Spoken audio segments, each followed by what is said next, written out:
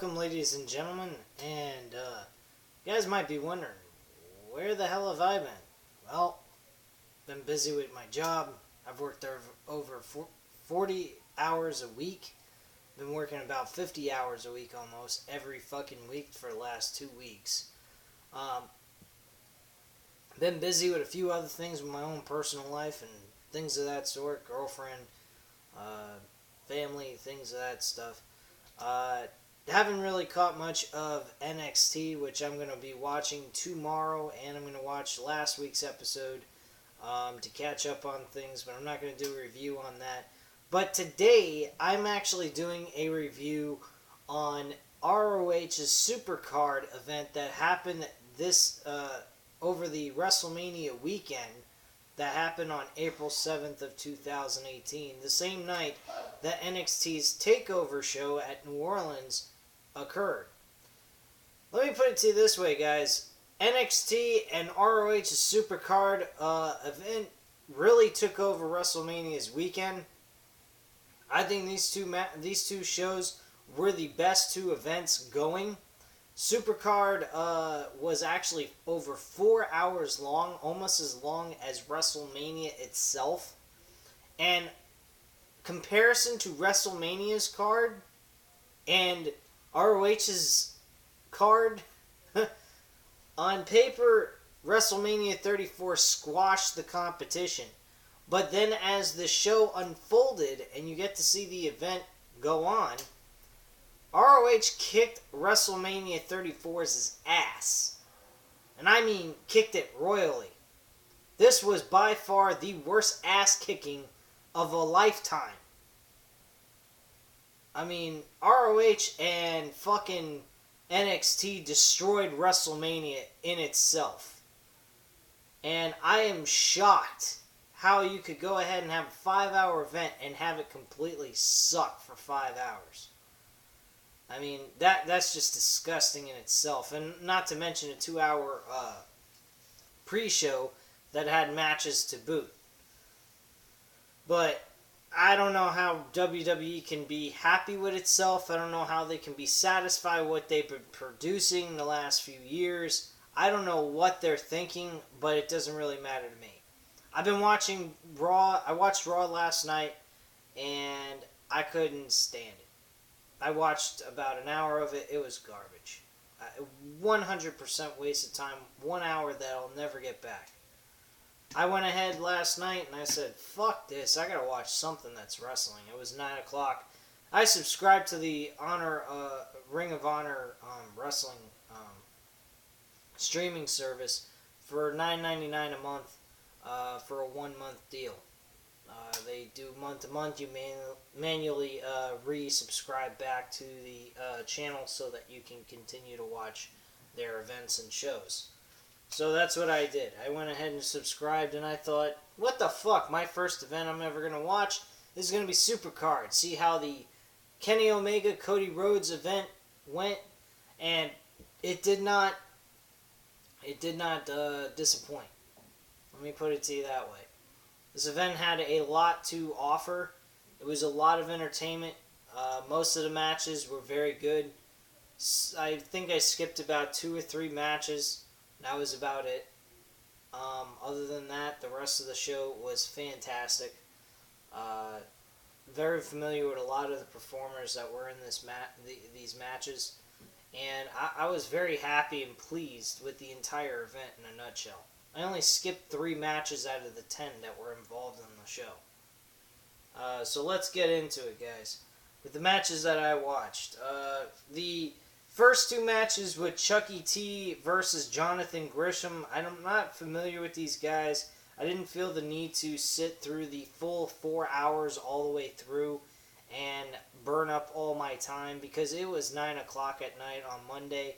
And then I didn't even get to finish the 2 main events, which was the world title match and Kenny Omega versus Cody Rhodes. And I had to watch that just recently.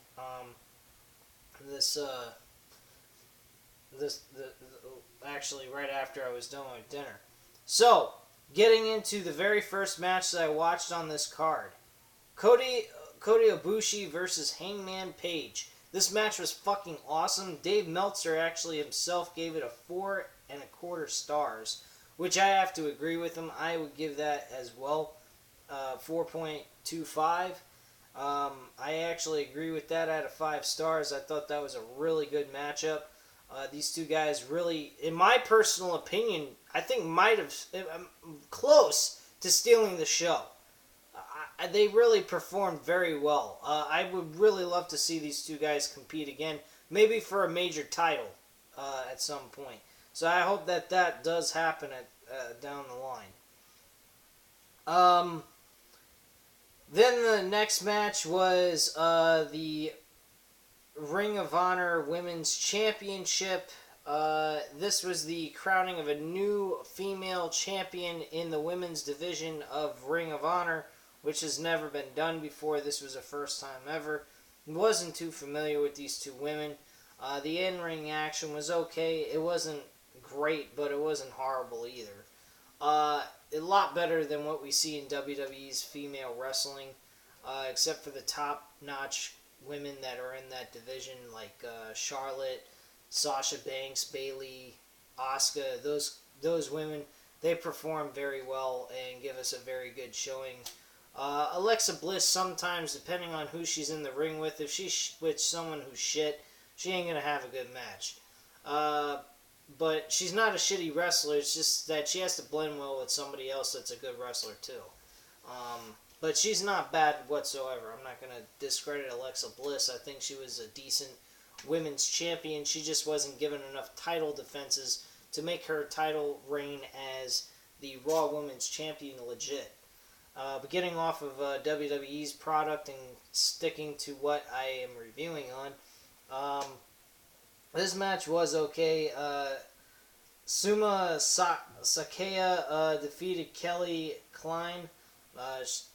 So that was the crown of the new champion. Nothing major. I just thought it would be interesting to watch what the other female division in another wrestling company turned out to be. It was a little bit more decent than most of the time what we see on women wrestling in WWE, just doing a comparison there. This match, I give it a 3 out of 5 stars. It was decent enough to watch. It was only 7 minutes and 46 seconds long, but nothing big. We had the Ring of Honor World 6-man Tag Team Championship belts on the line. We had SoCal Uncensored with Christopher Daniels, Frankie Kazarian, and Scorpio Sky, who I'm not very familiar with, but after watching this event, Scorpio Sky is a pretty interesting performer, and I enjoyed watching him. This match was fucking long as shit, 24 minutes and 8 seconds. These guys beat the living hell out of each other, both back and forth. Their opponents were the Young Bucks versus Flip Gordon. This guy, Flip Gordon, I've never heard of either, and he was pretty damn entertaining to watch his own self. He got the name Flip Gordon, he didn't get it for nothing, I'll tell you that much. This match was back and forth, great action. There was a lot of bumps, a lot of risky spots, and a lot of danger that happened throughout this entire matchup. And again, the second year in a row, the Young Bucks performed at a Supercard event in a ladder match and fucking shined like nobody else could shine. The Young Bucks are one of the greatest modern-day tag teams in the world. The only tag team that comes even close to the Young Bucks maybe might be the Usos, the way they are now. Not the way they were back when they were using the Samoan war paint and all the coloring attire. But at the end of the day, the Young Bucks performed outstanding in this event.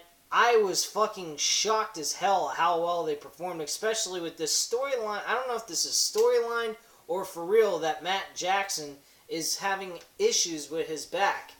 I think eventually that is either something they may want to consider stopping him from performing so that he can heal and get surgery if that's what he needs, or what have you. I hope this is more of a storyline for build-up to make Matt Jackson look like a weak link to the Young Bucks, and it make it a little bit more exciting and make the audience kind of question, is this real or is this just a work?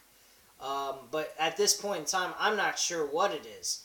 But it really this whole situation with Matt Jackson's back started when Kota Ibushi, and actually long before that.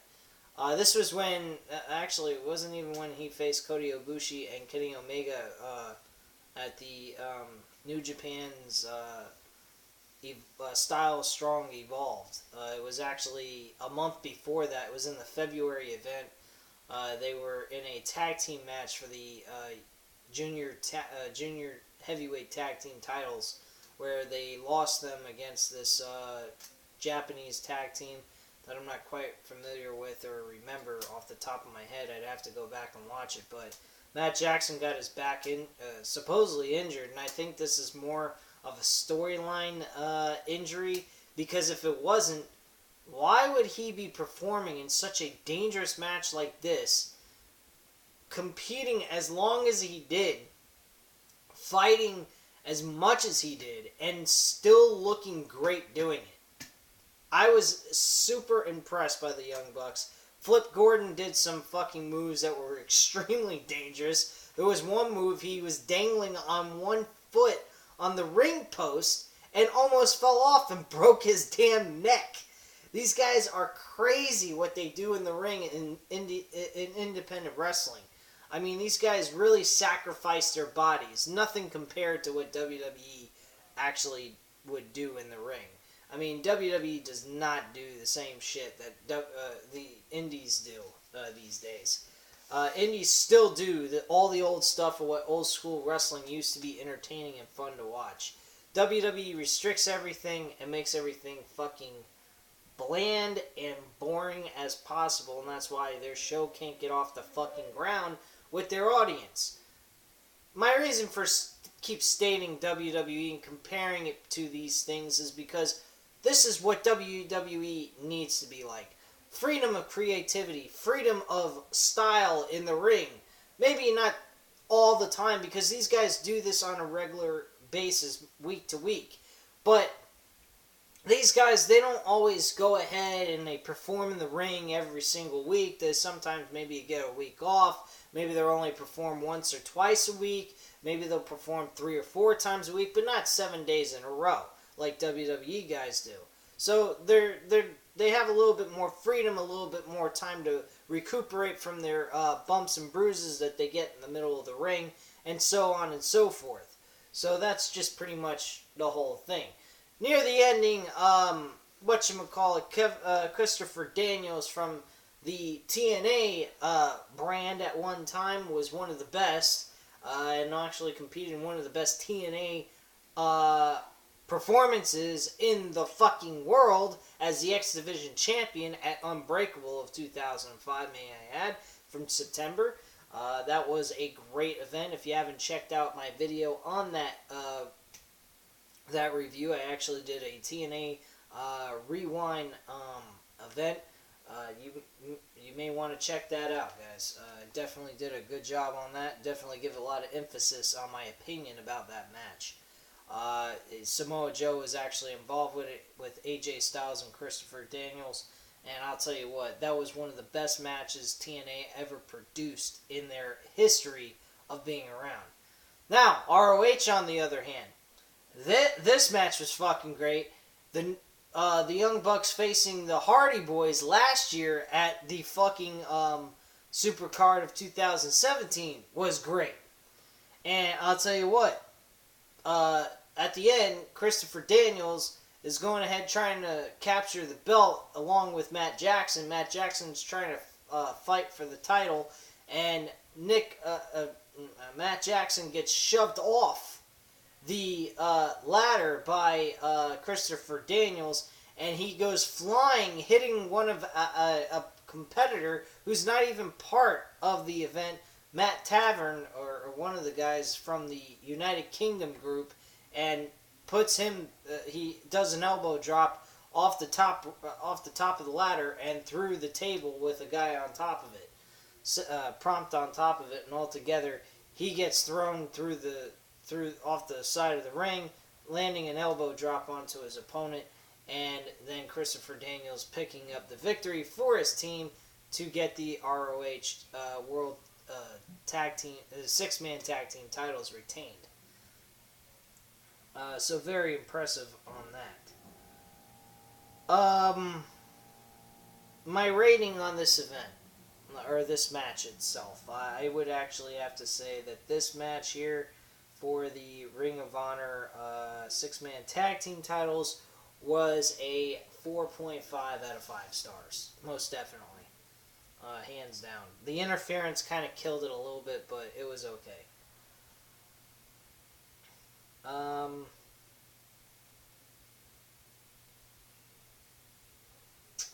So, going into other things, the Briscoe brothers, Jay Briscoe and Mark Briscoe defending the tag titles against Horatio Tanahashi and Jay Lethal. Very interesting tag team, may I add. This matchup was a 3 out of 5 stars in my personal opinion. Not one of the Briscoe brothers' best matches, may I add. I've seen Jay Briscoe in a lot better matches than this. This was kind of average at best. Nothing too much to scream home about. But it was a decent match nonetheless. The Briscoe brothers did retain the tag team titles against Harishi Tanahashi and Jay Lethal. Tanahashi is one of the biggest names and one of the oldest veterans of of New Japan Wrestling.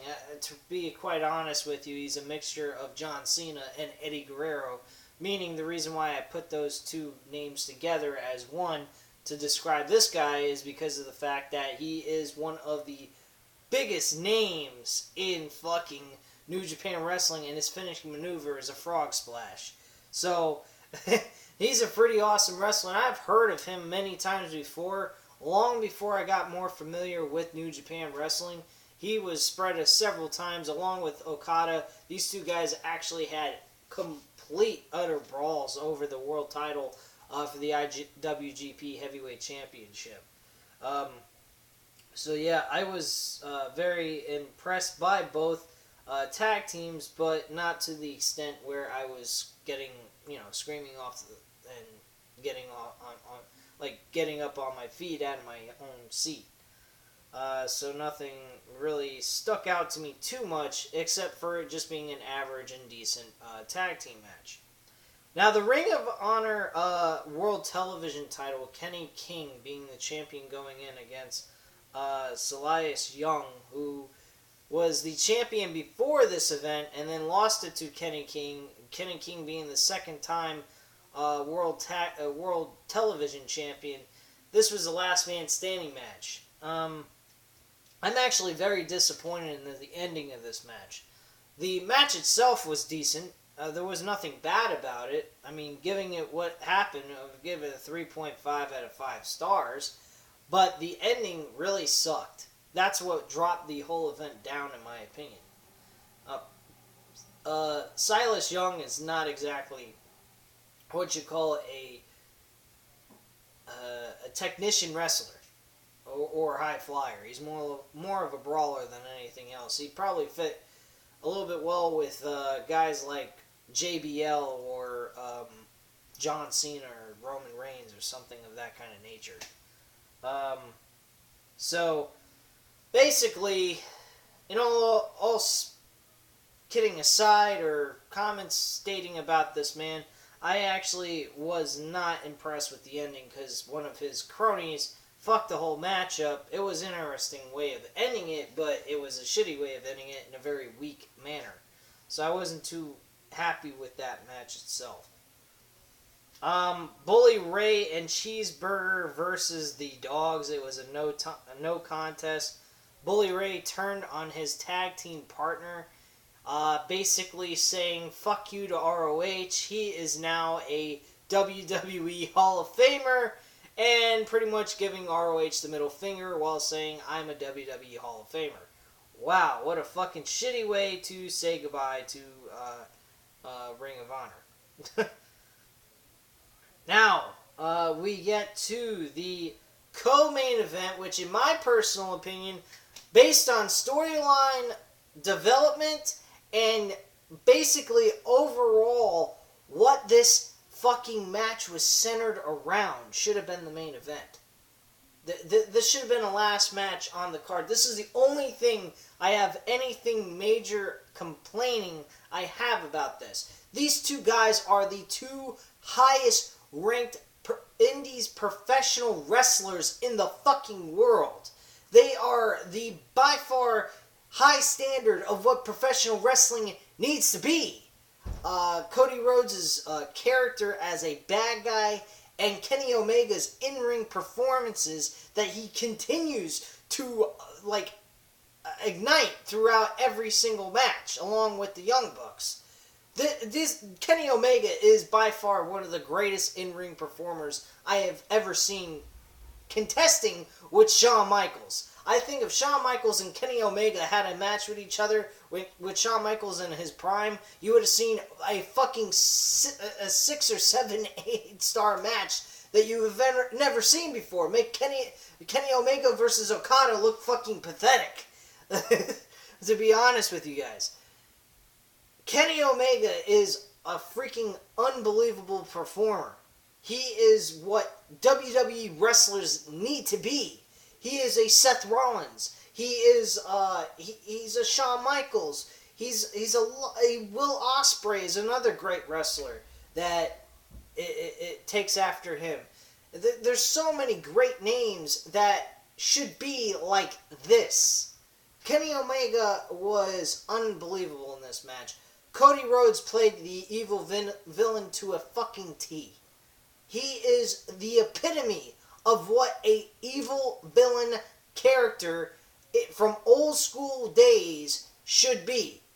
He is legitimately hated by the audience all over the fucking world. Ring of Honor and New Japan Wrestling both hate him to a high standard. He is the highest freaking hated heel in the wrestling business today. There ain't nobody better than him. There's only one other guy, if you give him free reign to do whatever the fuck he wants, he would be a great heel, and that is Chris Jericho. If you restrict him from doing what he does best, he ain't gonna be shit. You put a bunch of restrictions, handcuff him from playing the character he's so good at playing, you're not gonna get the best from him. But if you give him free reign to do whatever the fuck he needs to do to get himself over as a heel, Chris Jericho is your guy. Cody Rhodes is your fucking man today. He is the younger version of what a heel needs to be in professional wrestling. He is ultimately hated. He is like Hulk Hogan of NWO. There is nobody better than him right now as a heel. I cannot believe how Cody Rhodes went from being a fucking mediocre wrestler in WWE to being a fucking superstar that he should have been in WWE at the time. He is a legitimate star in the making. Actually, he's not in the making. He is a fucking star. There ain't no way shaking it here. He was a Ring of Honor world champion. He is a guy that will eventually, I honestly think, needs to become the IWGP Heavyweight Champion. He needs to be the guy to beat Okada this second go-round because they already faced each other last year in 2017, and that should be the man who takes the title from Okada. But in the sense of Okada losing it in a shitty fashion where Cody Rhodes screws over Okada in the matchup. Now, the match went back and forth. Most of the time, one guy had offensive control over the other.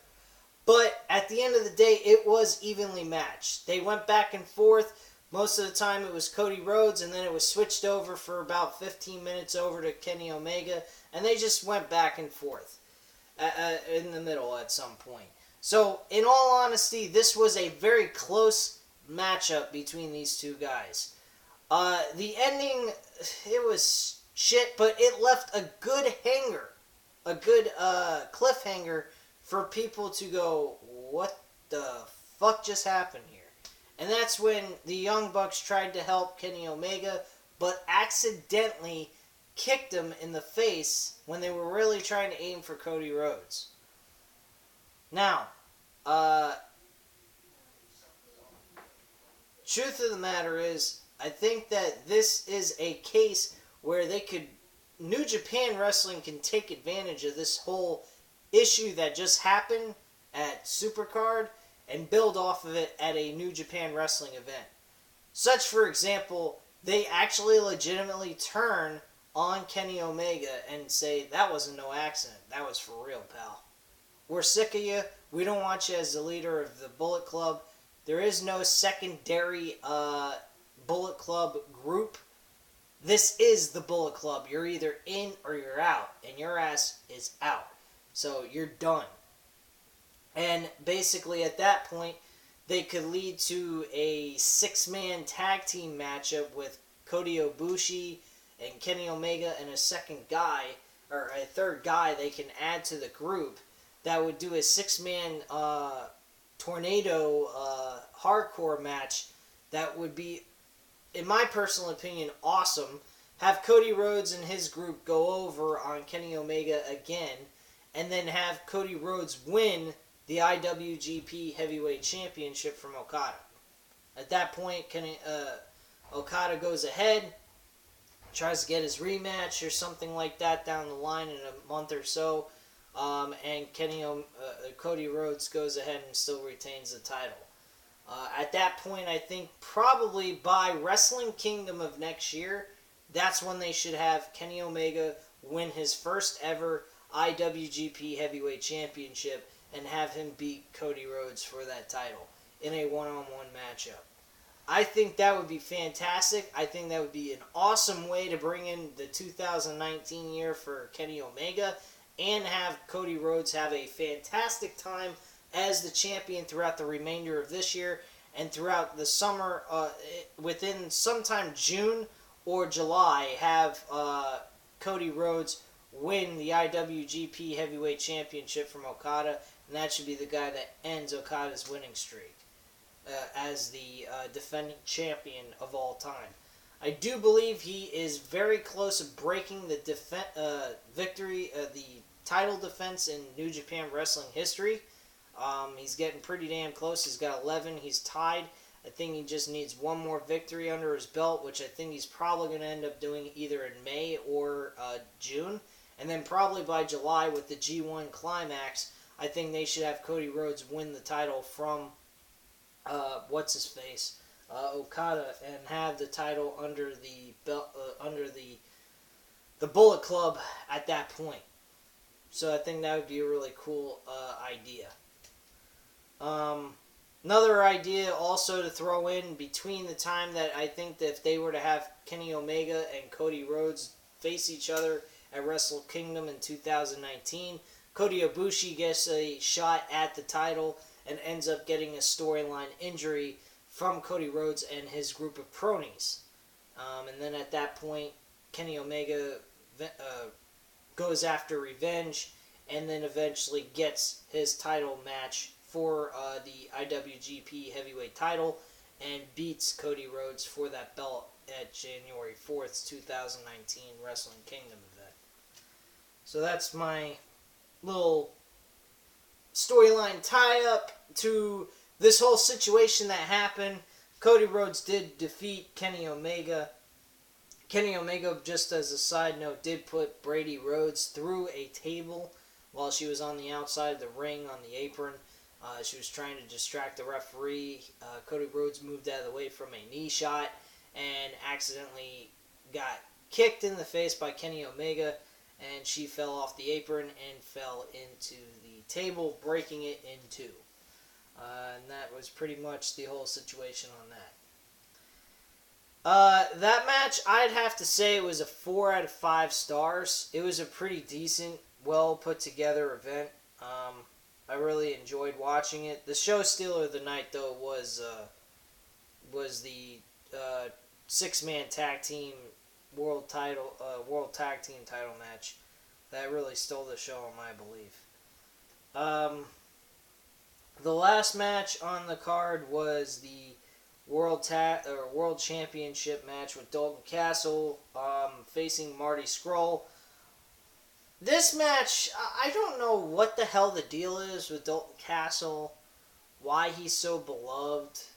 I mean, I get he's got some charisma and a personality. He's not a dull person whatsoever, but he's very weird. Kind of a Fandango type of character or a Goldust kind of image.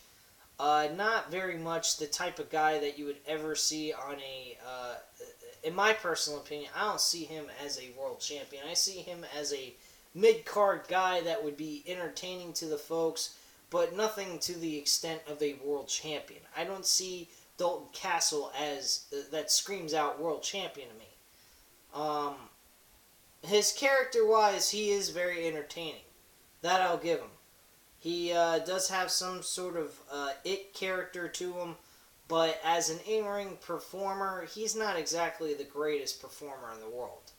Especially not anything like Marty Scurll. Marty Scurll has a great gimmick, and he's a very decent in-ring performer.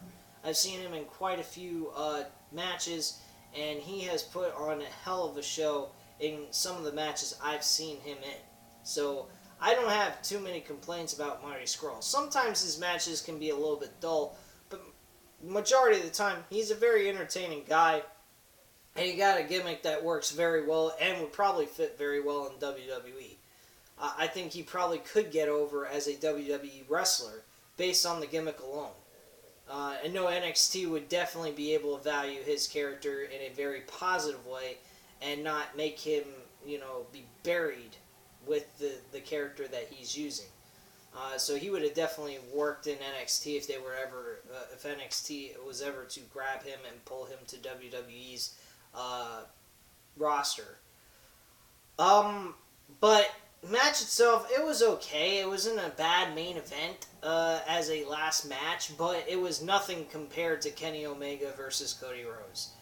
And I don't understand why that match did not get the main event treatment, the last match. I mean, it was being called a main event double header type of match, but at the end of the day, we all know the main event is the last fucking match on the card. There can't be more than one main event. There's only one. The main event is the last match on the fucking card. Unless you're having a 2-night special, that is the last match on the card. There can't be 2 main events in one show. No fucking way. Main event means main event. It means it's the end-all, be-all, the final match on the card that ends the show. Period. And WWE does that kind of shit too, and I really hate that crap. It really kind of bothers me a little bit. In the sense that they can say, oh, this is a double or triple header main event, blah, blah, blah. No, it ain't, you dumb fucks. I mean, alright, you want to go ahead, we'll go ahead and go to WWE's WrestleMania matches. We'll say CM Punk versus The Undertaker, WrestleMania 29. Okay? That was a great fucking match. Probably the best match on the whole damn card. There was nothing better than that match, probably. They were unbelievable, those two. Despite the size differences and everything else in between, there was a lot to be offered there as a main event match. There was other matches on the card that were decent too that were worthy of being the main event. But The Rock and John Cena had to be the main event because that's the way Vince McMahon wanted it, of course.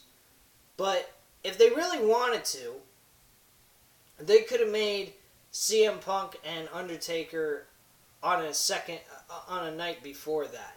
And that could have been called the main event. That can be called another main event because that's a different night for the same show. See, that's something maybe WWE needs to take in account of. Maybe they need to start making WrestleMania a 2-night event instead of a fucking one-night special where it's 5 fucking hours straight. Maybe span it out to 2-hour shows for 2 nights. Makes it easier for the audience. They get a whole lot more out of it. They're not so burnt out. The crowd reactions are a lot more higher during the show. They're not so damn tired near the end. That's why freaking NXT is getting positive reactions towards the crowd, because not also the freaking match is awesome and they're well put together storyline wise and gives people more reason to invest their time in, but on top of that, we're getting not so many hours thrown in one day. I mean, just so many days, so many hours in one day you can do. I mean, I get burnt out. And the crowd definitely got burnt out from this whole event. Altogether, they got burnt out. This show is 4 hours long. The main event with the world title did not get the same credibility and reaction it needed, because it was a decent match. I'm not going to deny that. But it wasn't exactly what you call a fantastic 5-star match. It was an average, good, decent match for a main event, for a world title match.